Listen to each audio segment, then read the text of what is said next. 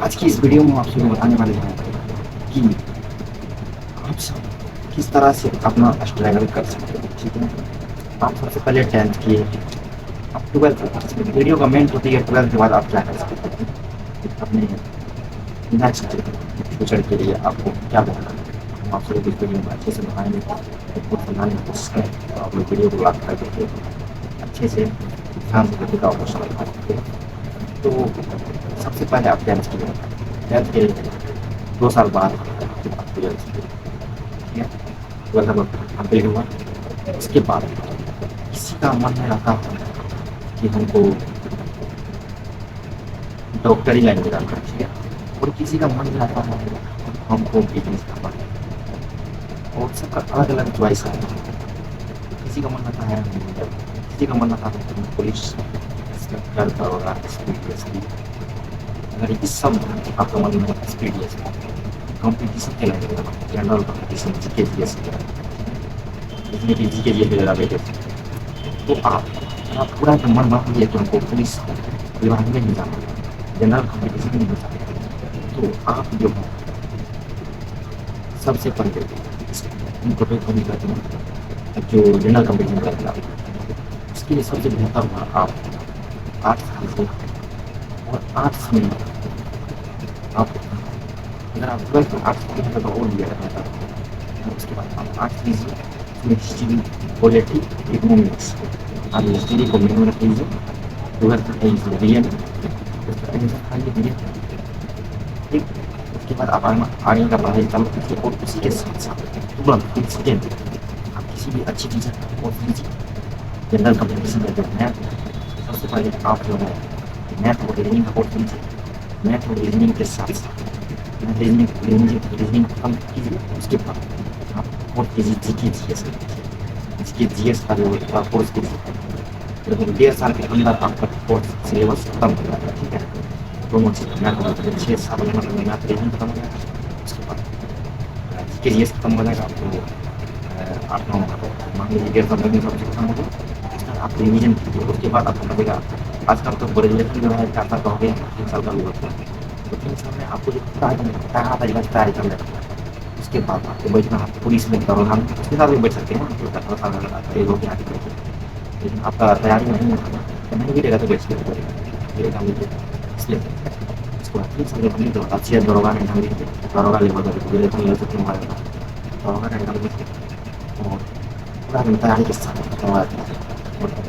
अब ये हो गया आपको जनरल कंपनी करना। अब जिसको मेडिकल विभाग में जाना है उसके लिए मेडिकल विभाग में अगर आपको जाना था, तो मेडिकल विभाग में है कि आपको बायो लिए है, मेडिकल में इसका इंटरेस्ट था पहले से, हमको मेडिकल लाइन में जाना तो बायो लिए ही है। आप जो है आगे भी आपको बी ए और एस सी एडमिशन आपको नीट, जिसको नीट करना है वो नीट कीजिए, इसको बीएससी नर्सिंग करना है उसके लिए तैयारी कीजिए, इसको पैरामेडिकल ये वगैरह थोड़ा मोटा ये सब कोर्स नर्स वगैरह भी आता है, तो इसको ये सब करना है, इंटरेस्ट है। और लाइन लड़की के लिए देखिए, लड़की के लिए वैसे तो कुछ रिस्ट्रिक्ट नहीं मानते, क्योंकि उसमें जो है थोड़ा स्टेम खड़ा होता है लड़की के, उसमें अपना है कि अपना मतलब ठीक ये हो लड़की के लिए पैरामेडिकल लाइन, ये नर्सिंग लाइन, इसमें होता है कि ये लव है, लव वाला सिस्टम है आप, और ये सब काम करता है, चाहे नर्सिंग वाला हो चाहे कुछ भी, ये सब हर कोई करता है ना, पर कंपटीशन वाला भी है वो भी करता है, पर पुलिस में गई तो वो अपना लव अफेयर हमारा कोई करता है, तो लोग इसी कारण जो होता है नर्सिंग करता है, पर कोई नहीं ऐसे कुछ अपना लाइफ को सिक्योर कीजिए। आपको जिस इंटरेस्ट है उसमें समझे, मेडिकल लाइन में जाए कोई दिक्कत नहीं, कोई इंटरेस्ट है आप जाइए, आप उसमें जिसमें जिसका इंटरेस्ट आता है ना उसमें जरूर सफलता पा लेता है, और जिसमें इंटरेस्ट नहीं है धकेल दिए हैं चल रहे हैं उसमें, आपको बहुत ही कठिनाई का सामना है। मान लीजिए किसी को संगीत में इंटरेस्ट है, ठीक है, संगीत में इंटरेस्ट है, वो चल गया मास्टर का लाइन में, मतलब कि पढ़ा रहा है उसमें बाइल उसको मजा आएगा कभी, वो संगीत पढ़ाने देगा फार्म, ठीक है। यही होता है, अगर आपको इंटरेस्ट है मेडिकल लाइन में तो आप चाहिए, कोई दिक्कत नहीं है।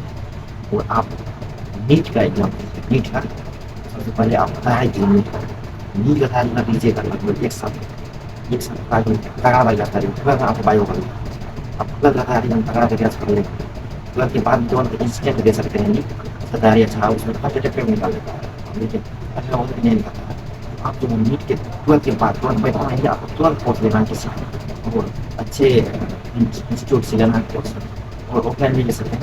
अब ऑफलाइन लीजिएगा तो वो भी बहुत बेहतर है, उसमें बहुत सारा सुविधा है। आप तुरंत उसके कोर्स लीजिए और तुरंत फॉर्म तैयारी करना स्टार्ट कीजिए। लगभग आपको उसमें टाइम कम बनाने की वजह से आपको तैयारी का टाइम जो है लगभग 10 से 12 घंटा करना पड़ेगा। 10 से 12 घंटा तक आप तो रेगुलर रहिएगा तो ये सब आपको क्लियर हो जाएगा। नहीं तो पैरामेडिकल वगैरह में जाना है तो इसमें कोई बात नहीं है, लेकिन नॉर्मली आपको 2 घंटा पड़ेगा, इंटरेस्ट निकाल लीजिए। सरकारी मेडिकल कॉलेज मिला, सरकारी कॉलेज मिला तो आप आराम से कीजिए, कोई दिक्कत नहीं। धीरे सरकारी कोर्स खत्म होगा उसके बाद आपको सरकारी जॉब मिल सकती है, प्राइवेट में काम कीजिए और 20-30 साल ज़्यादा रुपया महीना कमाइए। और सरकारी में भी काम मिल जाता है, मेडिकल कॉलेज बहुत सारा खुला, उसमें बहुत सारा बढ़ गया, सबके भी कोई दिक्कत नहीं है। जैसे प्राइवेट की तरफ से आजकल तो ज़्यादा नहीं मिलता है, मान लीजिए तो बहुत कम ही तरह प्राइवेट की तरफ से बिना एक्सपीरियंस वाले से सपोर्ट रखते हैं। लेकिन जिसके पास पैरामेडिकल वगैरह डिग्री है, सैलरी देता रहता है और काम भी सही रहता है, वैसे इसी में रहिए आराम से, नहीं प्रोजेक्ट या पढ़िए इधर उधर करते हुए कीजिए। लेकिन आप मुझे एक्सप्लेन हो जाएगा तो गंदा नहीं लगेगा, लेकिन थोड़ा लगता है, लेकिन आप उसमें हो जाएगा।